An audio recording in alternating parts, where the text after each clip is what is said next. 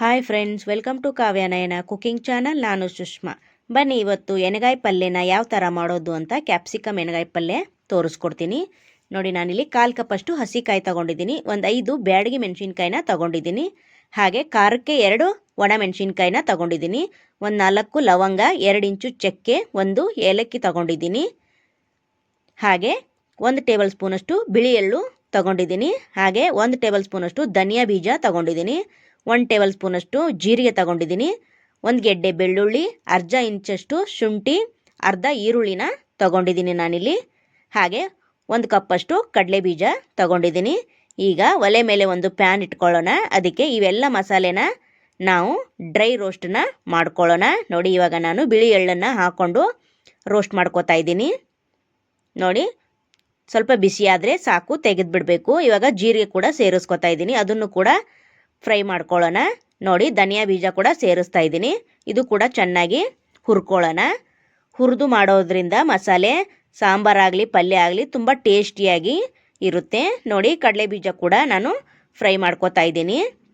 ನೋಡಿ, ಹಾಗೆ ಇದನ್ನು ಕೂಡ ತೆಗೆದು ಈಗ ಮೆಣಸಿನ್ಕಾಯಿನೂ ಸೇರಿಸ್ಕೊತಾ ಇದ್ದೀನಿ, ಹಾಗೆ ಚಕ್ಕೆ, ಲವಂಗ, ಏಲಕ್ಕಿ, ಹಾಗೆ ಖಾರಕ್ಕೆ 2 ಹಾಕೋತಾ ಇದ್ದೀನಿ ಮೆಣಸಿನ್ಕಾಯಿನ. ನೀವು ಖಾರ ಜಾಸ್ತಿ ತಿನ್ನೋರಾದರೆ ಇಲ್ಲಿ ನೀವು ಜಾಸ್ತಿ ಸೇರಿಸ್ಕೋಬೋದು. ನೋಡಿ, ನಾನು ಚೆನ್ನಾಗಿ ಫ್ರೈ ಮಾಡ್ಕೋತಾ ಇದ್ದೀನಿ. ಎಣ್ಣೆಯನ್ನು ಹಾಕೊಳ್ಳೋದು ಬೇಡ, ಹಾಗೆ ಎಲ್ಲವನ್ನು ಡ್ರೈ ರೋಸ್ಟ್ ಮಾಡ್ಕೋಬೋದು. ನೋಡಿ, ಈಗ ಬೇಕಾದರೆ ಈರುಳ್ಳಿಗೆ ಬೆಳ್ಳುಳ್ಳಿಗೆ ಕೂಡ ನೀವು ಸೇರಿಸ್ಕೋಬೋದು ಎಣ್ಣೆ ಹಾಕೋದಾದರೆ. ನೋಡಿ, ಅದನ್ನು ಕೂಡ ಸ್ವಲ್ಪ ಫ್ರೈ ಮಾಡ್ಕೋತಾ ಇದ್ದೀನಿ. ಹಾಗೆ ಇದಕ್ಕೆ ಹಸಿಕಾಯಿ ಕೂಡ ತಗೊಂಡಿದ್ದೀನಿ, ಅದನ್ನು ಕೂಡ ಸೇರಿಸ್ಕೋತಾ ಇದ್ದೀನಿ. ಈ ಟೈಮಲ್ಲಿ ಒಲೆನ ಆಫ್ ಮಾಡ್ಕೊಂಬಿಡಿ, ಸ್ವಲ್ಪ ಬೆಚ್ಚಗಾದರೆ ಸಾಕು ನಮಗೆ ಹಸಿಕಾಯಿ.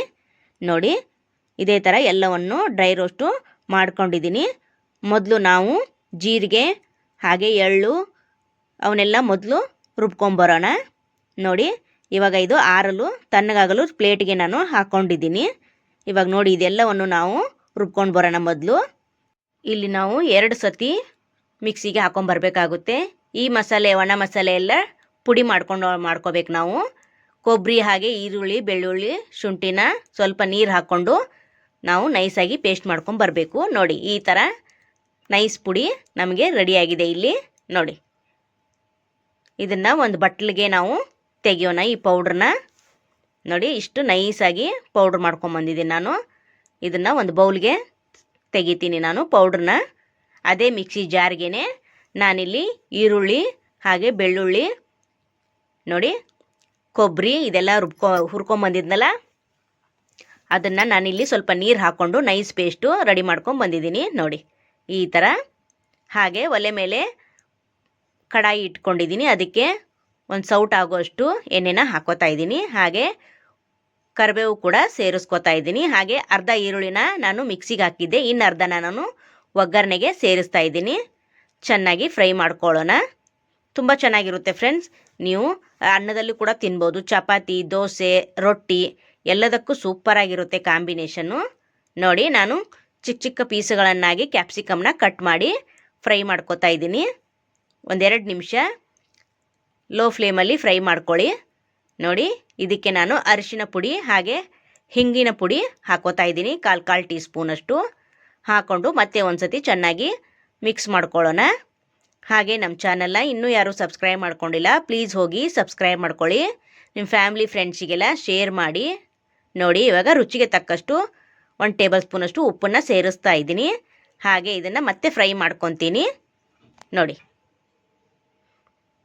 ಸ್ವಲ್ಪ 1/4 ಕಪ್ ಆಗುವಷ್ಟು ಹುಣಸೆ ರಸನ ನಾನಿಲ್ಲಿ ಹಾಕ್ಕೋತಾ ಇದ್ದೀನಿ. ಹುಣಸೆ ರಸದಲ್ಲೇ ನಾವು ಕ್ಯಾಪ್ಸಿಕಮ್ನ ಫ್ರೈ ಮಾಡ್ಕೋತಾ ಇದ್ದೀವಿ. ನೋಡಿ, ಈಗ ಮುಚ್ಚಳ ಮುಚ್ಚಿ ಒಂದು 10 ನಿಮಿಷ ನಾವು ಬೇಯಿಸ್ಕೊಳ್ಳೋಣ. ಕ್ಯಾಪ್ಸಿಕಮ್ ಚೆನ್ನಾಗಿ ಮೆತ್ತಗೆ ಬೇಯಬೇಕು. ನೋಡಿ, ಎಷ್ಟು ಚೆನ್ನಾಗಿ ಬೆಂದಿದೆ ನೋಡಿ ಫ್ರೆಂಡ್ಸ್. ನೋಡಿ, ಈ ಹದದಲ್ಲಿ ಬೇಯಿಸ್ಕೊಂಡ್ರೆ ಸಾಕು. ಇದಕ್ಕೆ ನಾವು ಆವಾಗಲೇ ಪುಡಿ ಮಾಡ್ಕೊಂಡು ಬಂದಿದ್ವಲ್ಲ, ಕಡಲೆ ಬೀಜ, ಜೀರಿಗೆ, ಧನಿಯಾ ಬೀಜ, ನೋಡಿ ಆ ಪೌಡ್ರನ್ನ ನಾನಿಲ್ಲಿ ಹಾಕೋತಾ ಇದ್ದೀನಿ.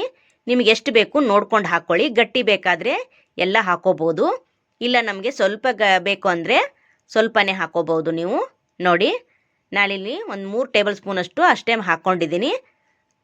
ಇವಾಗ ಇದನ್ನು ಮುಚ್ಚಳ ಮುಚ್ಚಿ ಮತ್ತೆ 1-2 ನಿಮಿಷ ಬೇಯಿಸ್ಕೊತೀನಿ ಚೆನ್ನಾಗಿ. ನೋಡಿ, ನೋಡಿ ಇವಾಗ ಎಲ್ಲ ಚೆನ್ನಾಗಿ ಬೆಂದಿದೆ. ಇವಾಗ ಈರುಳ್ಳಿ ಪೇಸ್ಟ್ನ ಇಲ್ಲಿ ಸೇರಿಸ್ಕೊಳ್ಳೋಣ. ಚೆನ್ನಾಗಿ ಮಿಕ್ಸ್ ಮಾಡಿಕೊಂಡು ನೋಡಿ, ಲೋ ಫ್ಲೇಮಲ್ಲೇ ಇರಲಿ ಯಾವಾಗಲೂ, ಅಂದಾಗ ಚೆನ್ನಾಗಿ ಬೇಯುತ್ತೆ. ನೋಡಿ, ಇವಾಗ ರುಬ್ಕೊಂಡು ಬಂದಿರೋ ಪೇಸ್ಟ್ನ ಹಾಕ್ಕೊಳ್ಳೋಣ ಇಲ್ಲಿ. ನೋಡಿ, ಎಲ್ಲ ರುಬ್ಬಿರೋ ಪೇಸ್ಟ್ನ ಹಾಕ್ಕೊಂಡು ಸ್ವಲ್ಪ ಮಿಕ್ಸಿ ಜಾರಿಗೆ ನೀರು ಹಾಕ್ಕೊಂಡು ನಾನು ಹಾಕೋತಾ ಇದ್ದೀನಿ. ಇವಾಗ ಚೆನ್ನಾಗಿ ಮಿಕ್ಸ್ ಮಾಡ್ಕೊಳ್ಳೋಣ. ಇಲ್ಲಿ ನಿಮಗೆ ತೆಳು ಬೇಕಂದರೆ ತೆಳು ಕೂಡ ಮಾಡ್ಕೋಬೋದು, ಇಲ್ಲ ನಮಗೆ ಗ್ರೇವಿ ಥರ ಬೇಕಂದರೆ ನಾವಿಲ್ಲಿ ಗ್ರೇವಿ ಥರ ರೆಡಿ ಮಾಡ್ಕೋಬೋದು ಫ್ರೆಂಡ್ಸ್. ನೋಡಿ, ಇವಾಗ ಎಷ್ಟು ಬೇಕೋ ನೋಡಿಕೊಂಡು ನೀರನ್ನು ಸೇರಿಸ್ಕೊಳ್ಳಿ. ನಾನಿಲ್ಲಿ 1 ಗ್ಲಾಸಷ್ಟು ನೀರನ್ನು ಸೇರಿಸ್ಕೊಂಡು ಕುದಿಯೋದಕ್ಕೆ ಬಿಡ್ತೀನಿ. ತುಂಬ ಅಂದರೆ ತುಂಬ ಚೆನ್ನಾಗಿರುತ್ತೆ ಫ್ರೆಂಡ್, ತುಂಬ ಟೇಸ್ಟಿಯಾಗಿ ಕೂಡ ಇರುತ್ತೆ. ನೋಡಿ, ಮುಚ್ಚಳ ಮುಚ್ಚಿ ನಾನು ಬೇಯಿಸ್ಕೊಂಡಿದ್ದೀನಿ. ನೋಡಿ, ಚೆನ್ನಾಗಿ ಕುದೀತಾ ಐತೆ ಕೂಡ. ನಮಗೆ ಇಲ್ಲಿ ಎಣ್ಗಾಯಿ ಪಲ್ಯ ರೆಡಿ ಆಯಿತು. ನೋಡಿ, ಇವಾಗ ಕೊತ್ತಂಬರಿ ಸೊಪ್ಪನ್ನು ಮೇಲೆ ಸ್ವಲ್ಪ ಉದುರಿಸ್ಕೋತಾ ಇದ್ದೀನಿ. ನೋಡೋದಕ್ಕೆ ಚೆನ್ನಾಗಿ ಕಾಣಿಸ್ತಾ ಇದೆ, ಟೇಸ್ಟು ಕೂಡ ಅಷ್ಟೇ ಚೆನ್ನಾಗಿದೆ ಫ್ರೆಂಡ್ಸ್. ನೋಡಿ, ಇವಾಗ ಮಿಕ್ಸ್ ಮಾಡ್ಕೋತಾ ಇದ್ದೀನಿ. ಇವಾಗ ನಮಗೆ ಪಲ್ಯ ರೆಡಿ ಆಯಿತು. ನೋಡಿ, ಇವಾಗ ಸರ್ವ್ ಮಾಡ್ಕೊಳ್ಳೋಣ ಬನ್ನಿ ಬೌಲ್ಗೆ. ಹಾಗೆ ನಾನು ಚಪಾತಿಯಲ್ಲಿ ಕೂಡ ಸರ್ವ್ ಮಾಡಿ ತೋರಿಸ್ತಾ ಇದ್ದೀನಿ ನಿಮಗೆ. ಮನೆಯಲ್ಲಿರೋ ಸಾಮಗ್ರಿಗಳನ್ನೇ ಬಳಸಿ ನಾವು ಸಿಂಪಲ್ಲಾಗಿ ಯಾವ ಥರ ಅಡುಗೆ ಮಾಡೋದು ಅಂತ ನಮ್ಮ ಚಾನಲಲ್ಲಿ ತೋರಿಸಿ ಕೊಡ್ತಾ ಇರ್ತೀವಿ. ಆದಷ್ಟು ನಮ್ಮ ಚಾನಲ್ನ ಸಬ್ಸ್ಕ್ರೈಬ್ ಮಾಡಿಕೊಂಡು ಸಪೋರ್ಟ್ ಮಾಡಿ ಫ್ರೆಂಡ್ಸ್. ನೋಡಿ, ಸೂಪರಾಗಿ ಕಾಣಿಸ್ತಾ ಇದೆ ಅಲ್ವಾ? ಹಾಗೆ ಚಪಾತಿಗೂ ಕೂಡ ಸರ್ವ್ ಮಾಡಿ ತೋರಿಸ್ತಾ ಇದ್ದೀನಿ. ನೋಡಿ, ಸೂಪರ್ ಅಲ್ವಾ? ತುಂಬ ಇಷ್ಟಪಡ್ತಾರೆ, ಒಂದು ಸತಿ ಟ್ರೈ ಮಾಡಿ ಫ್ರೆಂಡ್ಸ್. ನೋಡಿ, ಟೇಸ್ಟ್ ಮಾತ್ರ ಅಲ್ಟಿಮೇಟ್ ಫ್ರೆಂಡ್ಸ್. Wow, super. ನೋಡಿ, ಹಾಗೆ ನಮ್ಮ ವಿಡಿಯೋ ನಿಮಗೆ ಇಷ್ಟವಾದರೆ ಪ್ಲೀಸ್ ಲೈಕ್ ಮಾಡಿ, ಶೇರ್ ಮಾಡಿ, ಕಮೆಂಟ್ ಮಾಡಿ, ಸಬ್ಸ್ಕ್ರೈಬ್ ಮಾಡ್ಕೊಳ್ಳಿ. ನಮ್ಮ ವಿಡಿಯೋ ನೋಡಿದ್ದಕ್ಕಾಗಿ ನಿಮ್ಮೆಲ್ಲರಿಗೂ ಧನ್ಯವಾದಗಳು.